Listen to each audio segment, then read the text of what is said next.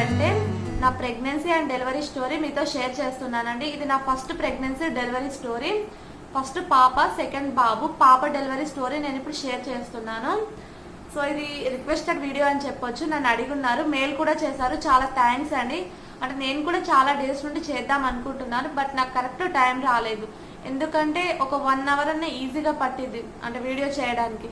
So అంతవరకు పిల్లలు ఆగరు, అందుకోసం అని చెప్పి చాలా అంటే చాలా డిలే అయింది. సో ఈరోజు ఎలాగైనా చేయాలని చెప్పి ఇంకా చేసేస్తున్నాను. సో ముందుగా మా పాప కంటే ముందు నాకు ఒకటి అబార్షన్ అయిందండి, ఆ స్టోరీ కూడా చెప్తాను. అప్పుడైతే చాలా అంటే చాలా బాధగా ఉండేయండి. అంటే ఈ స్టోరీస్ విన్నప్పుడు, అంటే నాకు జరిగినప్పుడు ఎంత ఏడ్చానో అది నాకు ఒక్కదానికే తెలుసు. కాకపోతే ఇప్పుడు అవన్నీ తలుచుకుంటే లైట్లే వీటన్నిటి ముందు అనిపిస్తుంది. ఎందుకంటే ఇంత మంచి పిల్లలు వచ్చిన తర్వాత ఇంకా అది అస్సలు గుర్తుకు రావట్లేదు నాకు. ఇప్పుడు అంతా హ్యాపీ. అప్పుడైతే అసలు ఎంత టార్చర్ అనుభవించానంటే అసలు చెప్పలేను ఇంకా. సో ఇంకా స్టోరీలోకి వెళ్ళిపోతే, అది మా మ్యారేజ్ వచ్చేసి 2014లో అయిందండి. 2014 జూన్ 22 రోజు మా మ్యారేజ్ అయింది. మ్యారేజ్ అయిన తర్వాత అంటే ఇంటికి వెళ్ళాలనే భయం అయ్యేదండి. అంటే ప్రతి ఒక్కరు ఇంకా ఏం లేదా, ఏమన్నా అయిందా, ప్రెగ్నెన్సీ ఉందా లేదా అని అసలు ఈ 3 ఇయర్స్లో అసలు అంటే వెళ్ళినప్పుడు అంతా ఎంత ఘోరంగా అడిగేవాళ్ళంటే నాకు అది చాలా అంటే చాలా ఇబ్బందిగా ఉండేదండి. ఎంత నరకంగా ఉంటుందో నాకు తెలిసి. ఇప్పుడు ఎవరైనా అంటారు కదా, అది అది అంటారు కదా, అంటే ఇంత తొందరగా ఎందుకు ప్రెగ్నెన్సీ, మొన్నే పెళ్ళయింది కదా అని చెప్పి అట్లాంటి వాళ్ళకి చెప్తున్నానండి. ప్రెగ్నెన్సీ రాగానే అయ్యి ఇంత తొందరగా అయింది కదా తర్వాత చూద్దాంలే అని అస్సలు అనుకోకండి. ఒక్కసారి మిస్ చేసుకున్నారంటే మళ్ళీ మనం కావాలనుకున్నప్పుడు అస్సలు రాదు. సో అందుకోసం అని చెప్పి అట్లాంటి వాళ్ళ కోసం చెప్తున్నాను. తర్వాత మీరు కావాలనుకున్నప్పుడు వచ్చేది కాదు పిల్లల్ని కనడం అనేది. సో అందుకోసం అని చెప్పి మీరు అంటే ఇంత తొందరగా ప్రెగ్నెన్సీ అని చెప్పి అస్సలు అనుకోకండి.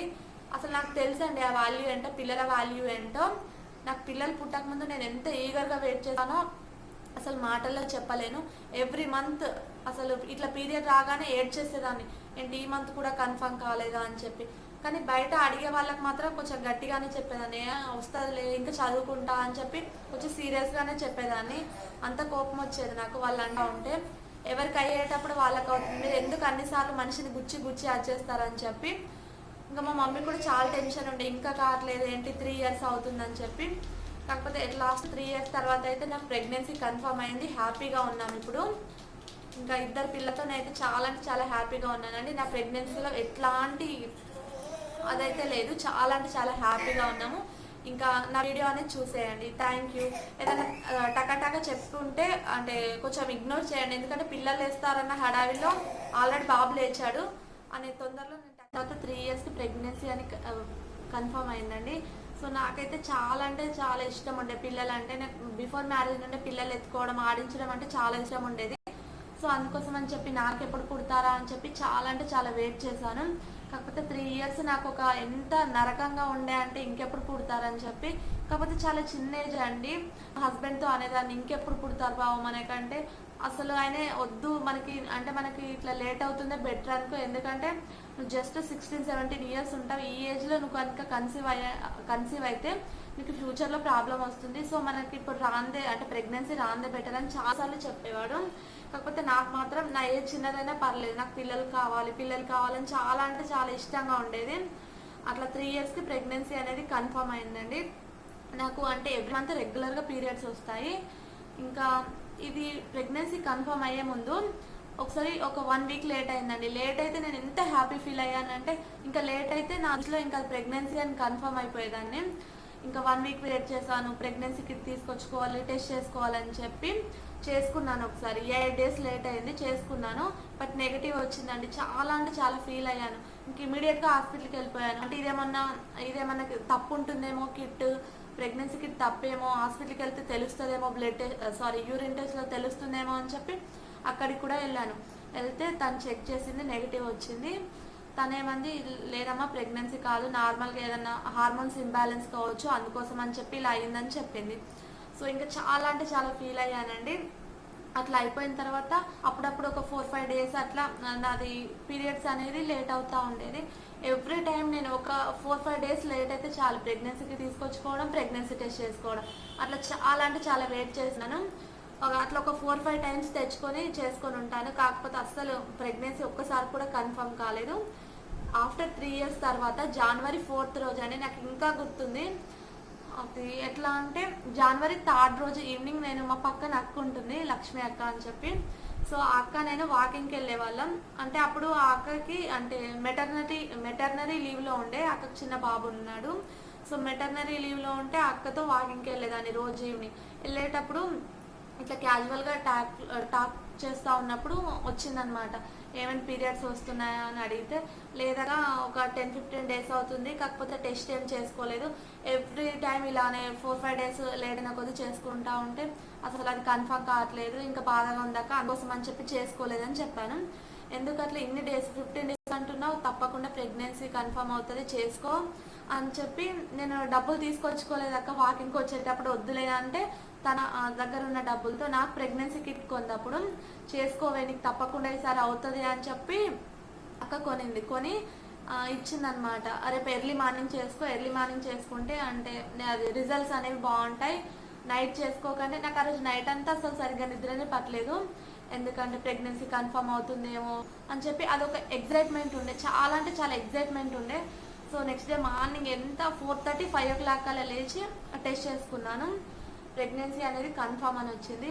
ఇంకా నా హ్యాపీనెస్ చూడాలి, ఎంత హ్యాపీ ఫీల్ అయ్యానో అసలు ఎవరికి కూడా అంటే అంత హ్యాపీగా ఫీల్ అయ్యాను, ఎవరికి చెప్పలేను, అంత హ్యాపీ ఫీల్ అయ్యాను. మా హస్బెండ్ కూడా అంటే ఇంకా ఆయన కూడా 3 years అయ్యేసరికి నాతో అంటున్నాడు, కానీ తనకు కూడా మనసులో ఉంది పిల్లలు ఉంటే బాగుండు అని చెప్పి.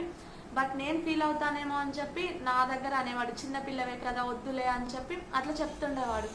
సో ఇంకా ఆ రోజు ప్రెగ్నెన్సీ అనేది కన్ఫర్మ్ అయ్యాక అసలు తనకు కూడా ఎంత హ్యాపీగా ఫీల్ అయ్యాడంటే, అంటే ఇన్ని టైమ్స్ చేసుకున్న ఒక్కసారి కూడా అది పాజిటివ్ రాలేదు కదా, ఈసారి పాజిటివ్ వచ్చిందంటే ప్రెగ్నెన్సీ కదా అని చెప్పి ఇంకా ఇద్దరం ఫుల్ హ్యాపీ ఫీల్ అయ్యాం. ఈరోజు హాస్పిటల్కి వెళ్ళాలి, చెక్ చేయించుకోవాలని చెప్పి ఇంకా మంచిగా ఫిక్స్ అయిపోయాను. అదే పక్కన అక్కని తీసుకొని నేను హాస్పిటల్కి వెళ్ళానండి. అంటే తన ఆఫీస్కి వెళ్ళిపోయారు, నేను ఉంటాను వస్తాను నీతో అన్నాడు. కాకపోతే వద్దులే బావ నేను ఒక్కదాన్ని వెళ్తాను అంటే, లేదు పక్కన తీసుకొని వెళ్ళంటే సరే అని చెప్పి ఇంకో అక్క ఉంటుందండి గిరిజ అక్క అని చెప్పి అక్కని తీసుకొని వెళ్ళాను. ఇంకెంత హ్యాపీగా ఉండే అంటే డాక్టర్ దగ్గరికి వెళ్ళాను, అన్ని అంటే కనుక్కుంది ఎప్పుడు వచ్చిందమ్మా పీరియడ్స్ అది అని చెప్పి అంతా చెక్ చేసింది. ఒక 4-5 డేస్ ఆగిరామ్మా, ఇప్పటికే 15 డేస్ అంటున్నావు కదా, నీకు మళ్ళీ ఒకసారి స్కాన్ చేస్తాను, స్కాన్ చేసినప్పుడు అది తెలుస్తుంది అంటే బేబీ గ్రోత్ ఎలా ఉంది అని చెప్పి చెప్పింది. జస్ట్ 15 డేస్ అవుతుంది, అంటే 1 month పైన 15 డేస్ అవుతుందండి. ఇంకా 4-5 డేస్ అనగానే సాటర్డే వెళ్ళాను నేను. సాటర్డే వెళ్తే చెక్ చేసింది, ఇట్లా పైన స్కాన్ చేసి ఇంకా తెలియట్లేదు, అంటే శాక్ అయితే ఉన్నట్టు తెలుస్తుంది, కాకపోతే పర్ఫెక్ట్గా ఇంకా తెలియట్లేదు, ఇంకొక 4-5 డేస్ ఆగిరామ్మా అంది. ఆగిరమ్మంటే నేనేం చేశాను, 1 week కదా, ఒక 4 daysకేమో వెళ్ళి ఆ రోజు ఏంటి జనవరి 14th అండి, జనవరి 14th రోజు నేను వెళ్ళాను హాస్పిటల్కి మా ఆయన్ని తీసుకొని మార్నింగ్. ఆ రోజు సాటర్డే, ఇంకా పండగ హాలిడేస్ ఉంటాయి కదా సంక్రాంతికి, ఆమెది ఓన్లీ జస్ట్ క్లినిక్ అండి, తను వేరే హాస్పిటల్లో చేస్తుంది, తన క్లినిక్ ఉంది మా ఇంటి పక్క వెళ్ళే డాక్టర్ది. సో అందుకోసం అని చెప్పి అక్కడికే వెళ్ళాను టెస్ట్ చేయించుకుందామని. ఇంకా అప్పుడు ఏం చేసింది కదంటే పైనుండి చూసింది, మళ్ళీ ఏం శాక్ కనిపించట్లేదు, ఇంటర్నల్గా టెస్ట్ చేస్తాను, ఇంటర్నల్గా టెస్ట్ చేసినట్లయితే బేబీ అంటే మంచి పర్ఫెక్ట్ రిజల్ట్స్ ఉంటాయని చెప్పి చెప్పింది. సో నువ్వు వాష్రూమ్కి వెళ్ళిరా అనగానే నాకు డౌట్ వచ్చింది, ఇంటర్నల్గా చెక్ చేస్తుందేమో అని చెప్పి. నాకు వద్దు మేడం, ఒకవేళ తెలియకపోతే ఇంకొక 1 week కానీ 10 days ఆగమన్నా ఆగుతా, తర్వాత వస్తా, కానీ నాకు ఇప్పుడు ఇట్లాంటి టెస్ట్ వద్దు అని చెప్పాను. లేదు నువ్వు ఎందుకంత భయపడుతున్నావు, ఇంకా నార్మల్ డెలివరీ అయితే ఎట్లా ఉంటావు, బేబీ మొత్తం నార్మల్ డెలివరీ అయితే ఇంకా తట్టుకోగలుగుతావా, దీనికే ఇంతలా భయపడుతున్నావు అంది. లేదు నాకు వద్దని చెప్పి చాలా అంటే చాలా ఏడ్చాను. అంటే ఫస్ట్ టైం హాస్పిటల్కి వెళ్ళడం అది అంటే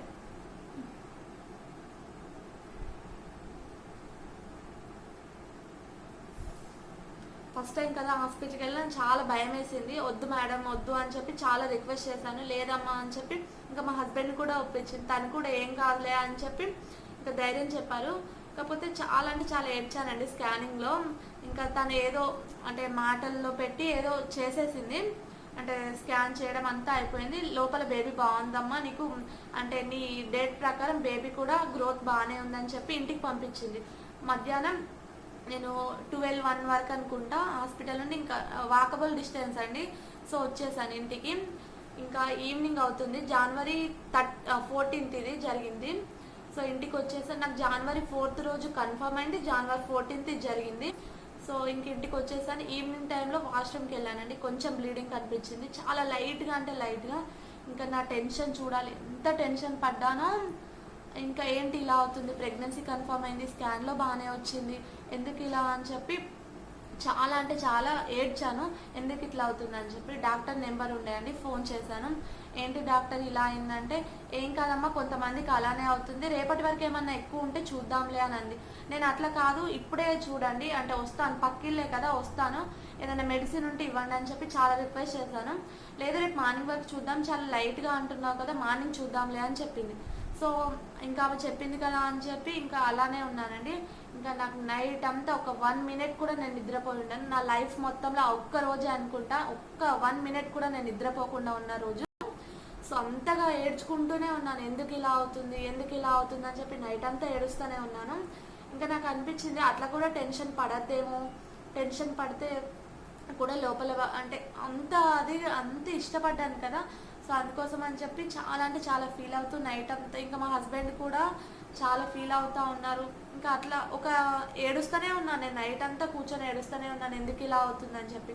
ఇంకా నెక్స్ట్ డే మార్నింగ్ కూడా కాల్ చేశాను. ఆ రోజు కూడా నార్మల్గానే ఉంది, అంటే మరీ ఎక్కువ లేదు బ్లీడింగ్, లైట్గానే ఉంది. మళ్ళీ కాల్ చేశాను, చేసి ఇట్లా బ్లీడింగ్ అయితే కంటిన్యూ అవుతుంది కానీ లైట్గా అవుతుందంటే, పర్లేదమ్మా ఏం కాదు, నువ్వేం భయపడకు అది అని చెప్పింది. కాకపోతే ఏదైనా మెడిసిన్ ఉంటే ఇవ్వండి, ఏదైనా అదేంటి ఇంజెక్షన్స్ ఉంటే ఇవ్వండి అని చాలా అంటే చాలా రిక్వెస్ట్ చేశాను. కాకపోతే తను దేనికి ఒప్పుకోలేదు. పర్లేదులే రేపు చూద్దాం అంది. సో ఆ రోజు కూడా అట్లానే అయిపోయింది. ఆ రోజు కూడా అస్సలు నైట్ నిద్రపోకుండా ఏడుస్తూనే ఉన్నాను. ఏడవడం అంటే ఇంకా నా లోపల టెన్షన్ షివరింగ్ అని అంత భయపడతా ఉన్నాను. ఇంకా మా మమ్మీకి ఫోన్ చేయడం, అక్కడ మా మమ్మీ కూడా ఎంత ఏడుస్తూ ఉందో నాకు తెలుసు. ఇంకా మా మమ్మీ కూడా చాలా వెయిట్ చేసింది నా ప్రెగ్నెన్సీ కోసం. సో అందుకోసం అని చెప్పి మా మమ్మీ 1 అవర్కి ఒకసారి 2 అవర్స్కి ఒకసారి కాల్ చేసి ఏమైంది ఎట్లుందని చెప్పి కనుక్కుంటా ఉండేది. ఇంకా నాకు ఎట్లా అంటే, నేను ఈ ప్రెగ్నెన్సీ కన్ఫర్మ్ అయిందని మా ఇంట్లో వాళ్ళకి ఫోన్ చేసి చెప్పగానే అసలు మా డాడీ హ్యాపీనెస్, మా మమ్మీ అసలు ఎంత ఉండే అంటే ఇంకా నేను మాటల్లో చెప్పలేను, అంత హ్యాపీగా ఫీల్ అయ్యారు. సో మళ్ళీ ఇలా జరిగిందని చెప్పేసరికి నాకు అసలు వాళ్ళతో మాట్లాడాలంటే నాకేదో గిల్టీ ఫీలింగ్, అంతగా బాధపడ్డాను నేను. సో ఆ రోజు కూడా అలాగే అయింది. నెక్స్ట్ డే మార్నింగ్ వరకు నాకు అంటే ఎర్లీ మార్నింగ్ 3 to 4 ఉంటుంది కదా, ఆ టైంలోనే బ్లీడింగ్ అనేది ఇంకా హెవీగా కావడం, ఇంకా ఫుల్ స్టమక్ పెయిన్ అండి. ఎంత స్టమక్ పెయిన్ అంటే ఇంకా భరించలేను, అంత స్టమక్ పెయిన్ తోటి ఇంకా నాకు తెలిసిపోయింది ఇది ఇంకా జరిగిపోయింది, ఇంకా నాకు బేబీ లేదు అని చెప్పి ఇంకా నాకు తెలిసిపోయింది. ఇంకా ఏడుస్తూనే ఉన్నాను. అసలు ఎంత ఏడ్చానంటే మా హస్బెండ్ చెప్తూ, బావా ఇట్లా అయిపోయింది కదా, అసలు ఎంత వెయిట్ చేసామని చెప్పి చాలా అంటే చాలా, ఇంకా నేను మాటల్లో చెప్పలేను, అంటే ఎమోషనల్ అయిపోతానేమో, ఇంకా డీప్గా చెప్తే అనిపిస్తుంది.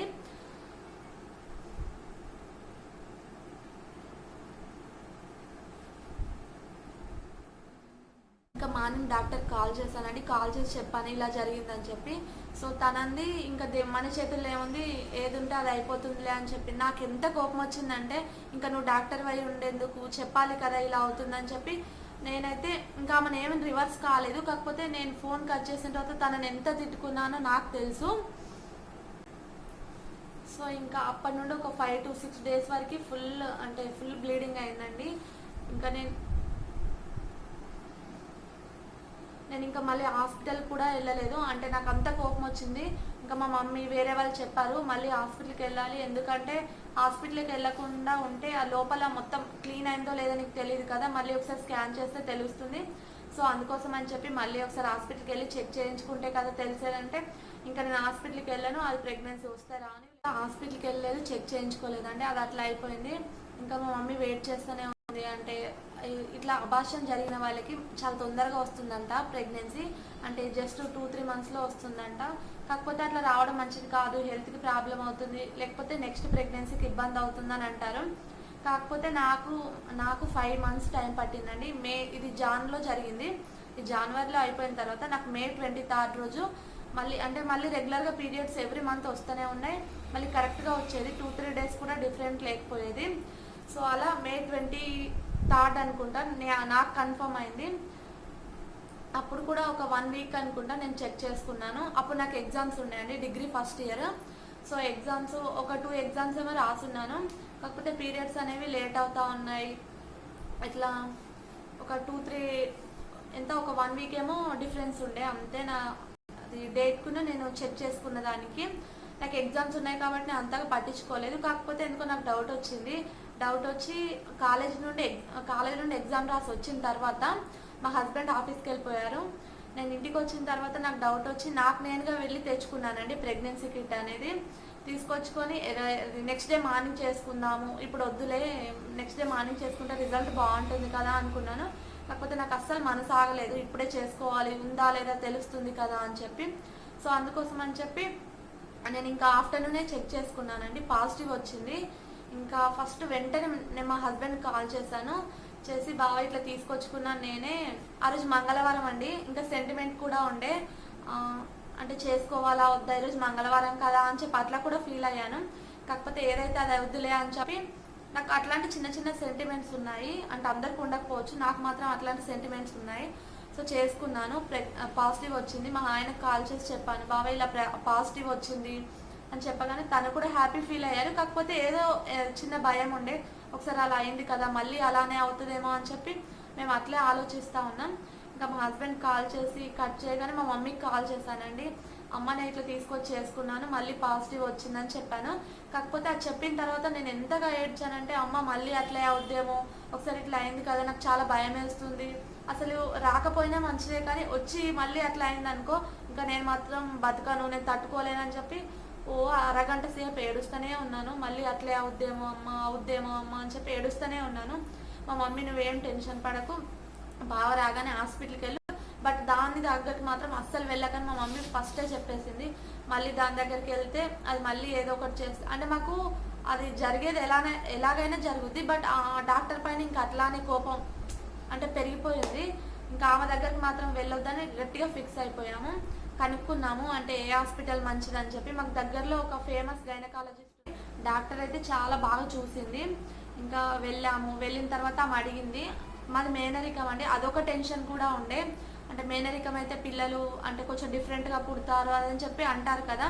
డాక్టర్ వెళ్ళగానే ఫస్ట్ అడుగుతుంది, మీకు మేనరికమా బయట సంబంధమా, అంటే మీకు ఏ వరుసన బావవుతాడు, మళ్ళీ ఫస్ట్ ప్రెగ్నెన్సీయా, ముందేమైనా అబార్షన్స్ అయ్యాయా అని చాలా క్వశ్చన్స్ అడిగింది.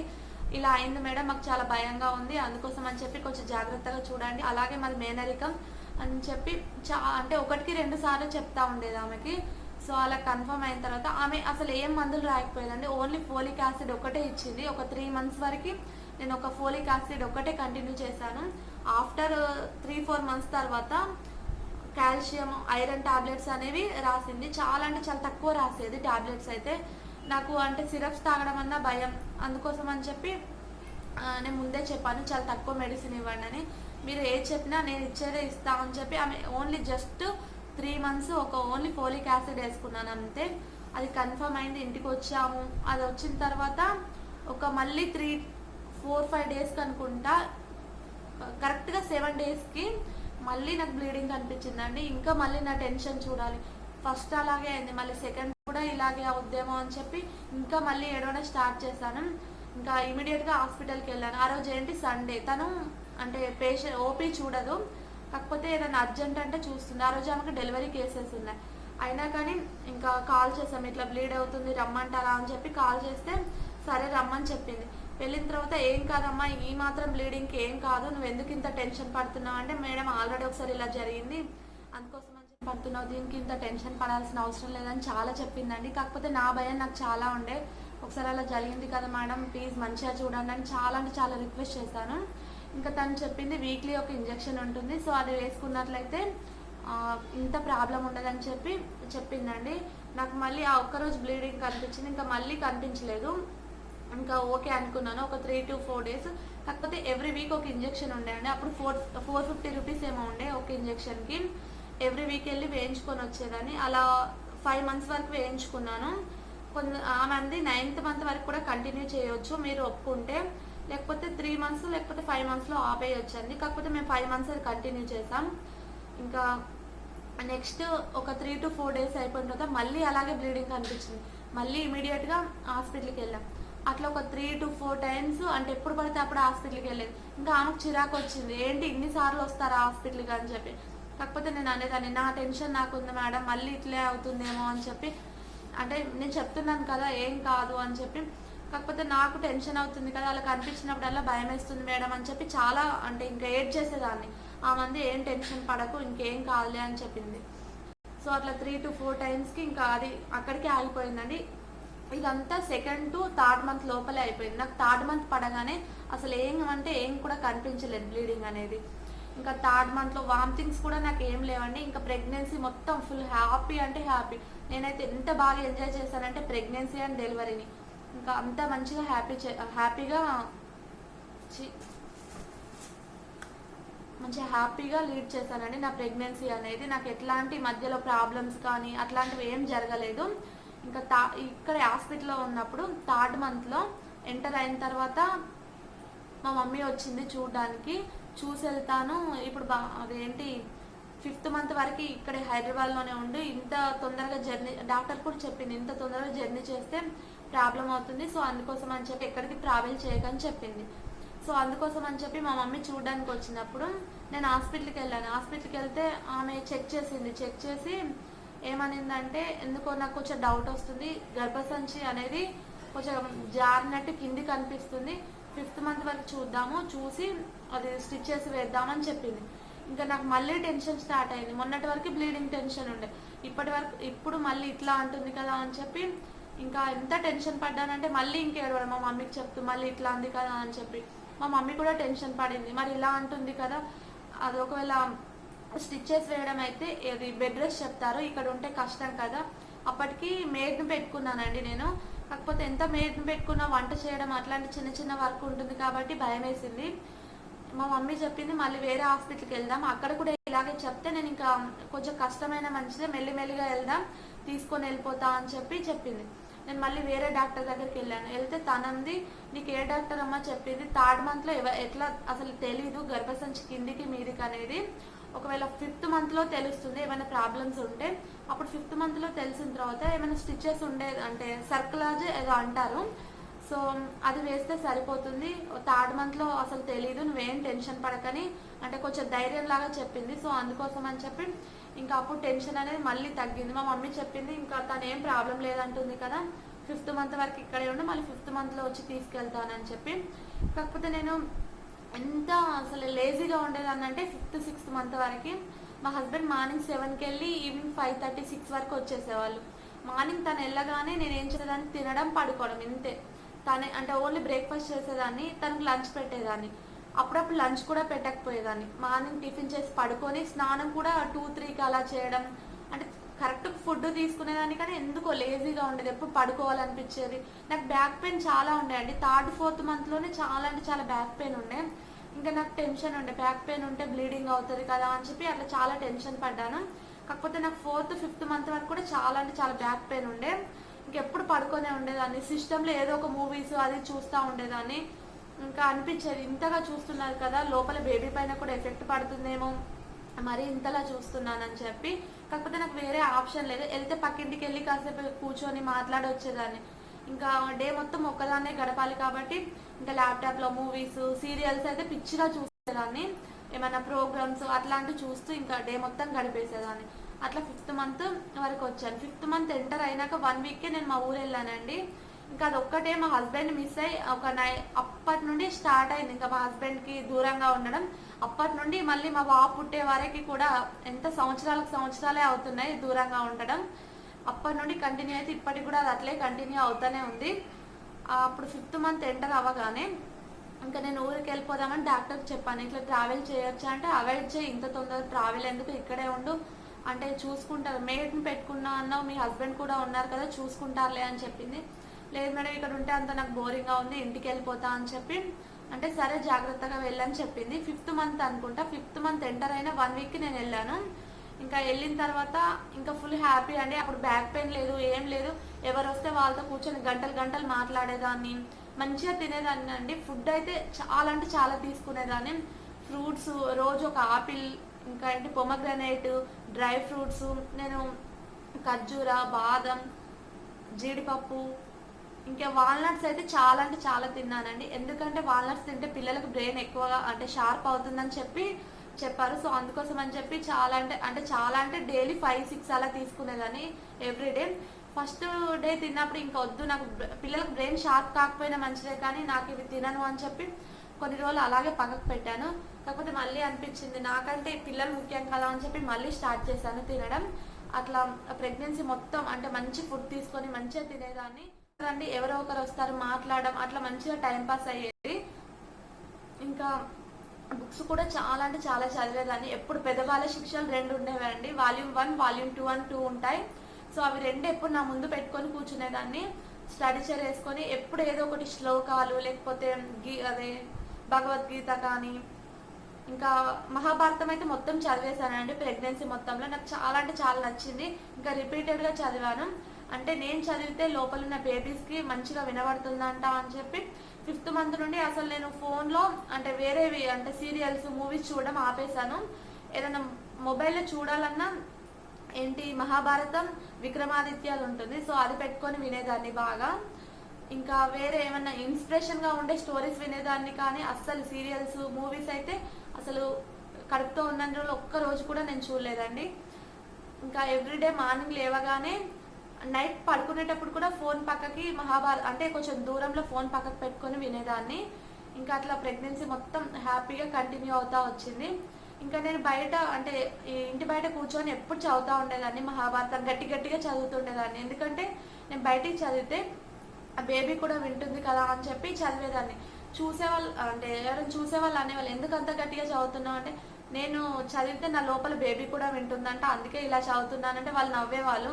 అంటే అట్లా కూడా ఉంటుందా, ఇప్పటి కాలం పిల్లలు ఇవన్నీ అంటున్నారు అదని చెప్పి అట్లా అనేవాళ్ళు. కాకపోతే నేను ఒకటే అనేదాన్ని, మీరు ఆ మూవీ చూడలేదా, భక్త ప్రహ్లాదలో ప్రహ్లాదుడికి వినిపిస్తుంది కదా వాళ్ళ అమ్మ చెప్పినవన్నీ, అది వాళ్ళ అమ్మకి ఒక అతను చెప్తాడు కదా స్టోరీస్ అవన్నీ తను విన్నాడు కదా, లోపల నా బేబీ కూడా అలాగే వింటుందని చెప్పి నేనైతే ఎప్పుడు గట్టిగా చదివేదాన్ని.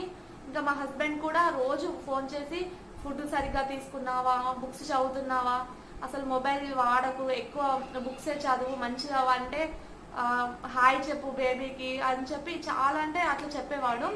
నేను కూడా నా బేబీకి ఎప్పుడు హాయ్ బేబీ ఏం చేస్తున్నావు, నువ్వు తొందర బయటికి రావాలి, అల్లరి చేయొద్దు అని ఇట్లా చెప్తా ఉంటే మా మమ్మీ ఎప్పుడు నవ్వేది, ఏంటి ఇట్లా మాట్లాడుతున్నావు అని చెప్పి. కాకపోతే నాకు కొంచెం అంటే ఉండే అండి. మా హస్బెండ్ అయితే ముందు నుండే అంటున్నాడు మనకు పాపే పుడుతుంది, మా అమ్మాయి పుడుతుంది, మా అత్తయ్య లేరు, సో అందుకోసం అని చెప్పి మా అమ్మాయి పుడుతుంది అని చెప్పి ఫస్ట్ నుండి మనకు ఆడపిల్లే అని చెప్పి తను స్ట్రాంగ్గా ఫిక్స్ అయిపోయాడు. మా పాప పేరు వచ్చేసి లిజి లోచన అండి.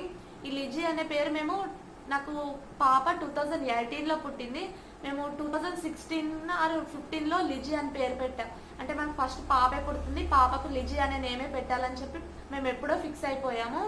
అంటే తను స్ట్రాంగ్గా ఉండే, అంటే నాకు పాపే అని చెప్పి ఆయన ముందు నుండి అట్లే అంటుండేవాడు. కాకపోతే నేను మాత్రం నాకు బాబే పుడతాడు, అది నాకు నచ్చిన పేరు నేను పెట్టుకుంటాను, నేను నువ్వు చెప్పిన పేరు పెట్టాను అని చెప్పి అట్లా అనుకునేది. కాకపోతే ఇంకా మాకు పాపే పుట్టింది. మళ్ళీ చెప్తున్నాను, పాప నేమ్ వచ్చేసి లిజి లోచన. ఇంకా 5th మంత్ 6th మంత్ హ్యాపీగా. కాకపోతే నేను ఏంటంటే చాలా వెయిట్ గెయిన్ అయ్యానండి. నేను పక్కన పిక్స్ యాడ్ చేస్తాను. నా యాక్చువల్ వెయిట్ వచ్చేసి 45 kgs బిఫోర్ ప్రెగ్నెన్సీ, అంటే ప్రెగ్నెన్సీ కన్ఫర్మ్ అయిన రోజు నేను 45 kgs ఉండే. నా బేబీ డెలివరీ అయ్యే రోజు వరకు నేను 65 kgsకి వచ్చానండి. చాలా వెయిట్ పెరిగాను. ఎవ్రీ మంత్ డాక్టర్ దగ్గరికి వెళ్ళినప్పుడు అడిగేదాన్ని, ఏంటి ఇంత వెయిట్ గెయిన్ అవుతున్నాను, నాకేమన్నా షుగర్ అంటారు కదా, డయాబెటీస్ ఏమన్నా వచ్చిందా చెక్ చేయండి అనేదాన్ని. ఆమె అంటుంది మేము చెప్తే నువ్వు చెక్ చేయించుకోవాలి, నువ్వు చెప్తే మేము చెక్ చేయడం కాదు అనేది. కాకపోతే నాకు భయం వేసేది, ఎందుకు మరి ఇంత ఓవర్ వెయిట్ అవుతున్నానని చెప్పి. కాకపోతే ఫుడ్ బాగా తీసుకునేదాన్ని కాబట్టి అట్లా అవుతున్నానేమో అనిపించింది. మళ్ళీ కొంతమంది అన్నారు లోపల ఆడపిల్ల ఉన్నా కానీ అట్లే అవుతారు. పొట్ట కూడా నాకు చాలా ఉండే అండి పాప అప్పుడు, అంటే ఇంత పెద్దగా ఉంది కదా నీకు పాపే పుడుతుందని చెప్పి. ఇంకా 5th మంత్ లాస్ట్లో నాకు పాదాలు ఉంటాయి కదా ఇంత వాచేవండి. అసలు నేను ఎంత భయపడేదాన్ని, ఎందుకు ఇంతగా వాచాయని చెప్పి. మా మమ్మీ కూడా టెన్షన్ పడ్డది. ఎవరికన్నా లాస్ట్ 9th మంత్కి వచ్చేసరికి ఆ ఓవర్ వెయిట్ ఆపలేక కాళ్ళు అనేవి ఇట్లా ఉబ్బుతాయంట. కాకపోతే నాకు 5th మంత్ నుండే చాలా ఉబ్బడం స్టార్ట్ అయింది. ఇంకా నేను ఎప్పుడు నాకు ఏ చిన్నగా నొప్పి వచ్చినా కానీ నేను గూగుల్ చేసేదాన్ని ఎందుకు ఇలా అవుతుందని చెప్పి. మా మమ్మీ అనేది, మా మమ్మీని అడిగేదాన్ని, మమ్మీ ఇలా అవుతుంది ఏం కాదా అని చెప్పి. మా మమ్మీ ఏం కాదు అనే లోపే నేను మళ్ళీ గూగుల్ చేసి అమ్మ ఇట్లా ఉంటుందంట ఏం కాదంట అని చెప్పి మా మమ్మీ అనేది, ఆ మాత్రం దానికి నన్ను ఎందుకు అడుగుతున్నావు అని చెప్పి. ఇంకా కాకపోతే అన్నీ డిపెండ్ అంటే అన్నీ కూడా గూగుల్ పైన డిపెండ్ అవి ఉండము. ఏదైనా సివియర్గా మాత్రం ఉంటే తప్పకుండా హాస్పిటల్కి వెళ్ళాలి. కాకపోతే నాకు 9th మంత్ వరకు ఇమీడియట్గా డాక్టర్ దగ్గరికి వెళ్ళే అవసరం అయితే ఏం రాలేదు. ప్రతి నెల ఎవ్రీ మంత్ చెకప్కి వెళ్ళేదాన్ని, ఎవ్రీ మంత్ రమ్మని చెప్పేవాళ్ళు. ఇంకా చెప్తున్నాను కదా, పాదాలు ఉబ్బడం అనేది నాకు 5th మంత్ నుండి 9th మంత్ వరకు అసలు ఒక్క రోజు కూడా తక్కువ ఉండకపోయేది. ఎప్పుడు ఇంత పాదాలు ఉండేవి. ఇంకా ఎవ్రీ మంత్ 5 kgs 6 kgs అలా గెయిన్ అవుతానే ఉన్నాను. ఇంకా నాకు భయం వేసేది ప్రతిసారి, అంటే ఎవ్రీ మంత్ అడిగేదాన్ని, ఎందుకు మేడం ఇలా అవుతుందని చెప్పి. తను అనేది, ఏం కదమ్మా నువ్వు అంటే ఇట్లాంటి వాటిపైన ఎక్కువ కాన్సన్ట్రేషన్ చేయకు, లోపల నీ బేబీ, నువ్వు అదే ఆలోచించు కానీ ఇట్లాంటివి అసలు పట్టించుకోకని చెప్పేది. ఇంకా కొంచెం బ్యాక్ పెయిన్ కూడా వస్తుండేది. బ్యాక్ పెయిన్ వచ్చినా భయం వేసేది, ఎందుకంటే బ్యాక్ పెయిన్ ఏంటి లేబర్కి దగ్గరగా ఉన్న వాళ్ళకి వస్తుందంట. సో అందుకోసం ఏమన్నా వస్తుందా అని నాకు ఎక్కువ నెగిటివ్గా థింక్ చేసేదాన్ని, ఎందుకంటే ఇలా అవుతుందేమో అలా అవుతుందేమో అని చెప్పి. కాకపోతే ఒకటే చెప్తున్నానండి, ప్రెగ్నెన్సీ ఉన్నన్ని రోజులు మనం ఎంత పాజిటివ్గా థింక్ చేస్తే లోపల బేబీ కూడా అంత పాజిటివ్గా ఉంటుంది. అందుకోసం అని చెప్పి ఎప్పుడు పాజిటివ్గా ఉండడానికే ట్రై చేయండి. కాకపోతే మనకు అట్లాంటి టైంలో అన్ని నెగిటివ్గా ఆలోచనలే ఎక్కువగా వస్తాయి కదా. నేను కూడా అలానే ఆలోచించేదాన్ని. ఇంకా అలా 5th మంత్ 6th మంత్ అలా కంటిన్యూ అవుతున్న కొద్దీ 7th మంత్లో 7th 8th మంత్లో అనుకుంటా ఓవర్గా వెయిట్ గెయిన్ అవుతున్నాను, కానీ బ్లడ్ అనేది చాలా తక్కువ అయిపోయింది. అంటే 10 గ్రామ్ నాకు ప్రెగ్నెన్సీ కన్ఫర్మ్ అయిన రోజు 13 గ్రామ్స్ ఏమో ఉండే, తర్వాత వచ్చేసి 10 గ్రామ్స్ 8 గ్రామ్స్కి వచ్చింది. ఇంకా వీలైతే నేను నా రిపోర్ట్స్ కూడా పక్కన యాడ్ చేయడానికి ట్రై చేస్తాను. ఏంటి చెప్తాను చెప్తున్నా కదా, ఓవర్ వెయిట్ నాకు బ్లడ్ తక్కువ ఉందని చెప్పారు డాక్టర్. 8 గ్రామ్సే ఉందమ్మా, నీకు బ్లడ్ ఎక్కియాలి అంటే, బ్లడ్ అంటే వేరే వాళ్ళ బ్లడ్ కాకుండా బ్లడ్ ప్యాకెట్స్ దొరుకుతాయి, సో అవి ఎక్కించుకున్నట్లయితే సరిపోతుంది, ఎక్కించుకో అని చెప్పింది. కాకపోతే నాకు భయం వేసింది, మళ్ళీ అది పడకపోతే ఏదైనా ఇన్ఫెక్షన్ లాగా వచ్చింది అనుకోండి, మళ్ళీ ఇదొక ప్రాబ్లం అవుతుంది కదా అని చెప్పి. మళ్ళీ నా సిచ్యువేషన్ ఎట్లా ఉండే అంటే